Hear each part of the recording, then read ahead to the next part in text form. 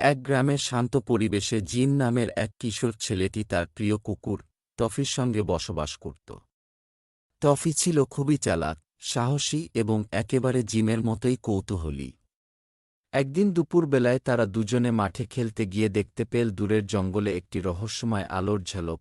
Gym বিস্মিত হয়ে বলল, টফি, ওই আলোটা কি? চলো গিয়ে দেখে আসি। টফি উত্তেজনায় লাফিয়ে উঠল এবং সঙ্গে সঙ্গে তারা জঙ্গলের দিকে হাঁটা দিল। জঙ্গলে ঢুকে তারা একটি পুরনো পাথরের দরজা আবিষ্কার করল। দরজার উপর একটি অদ্ভুত চিহ্ন খোদাই করা ছিল। জিম হাত দিয়ে চিহ্নটি স্পর্শ করতেই দরজাটি হঠাৎ করে খুলে গেল। দরজার পেছনে ছিল গোপন এক সুড়ঙ্গ। দেখো টফি, আমরা কি যেন একটা দুর্দান্ত জায়গায় পৌঁছে গেছি। জিম বলল, সুড়ঙ্গটি অন্ধকার এবং কিছুটা ভয়ঙ্কর ছিল।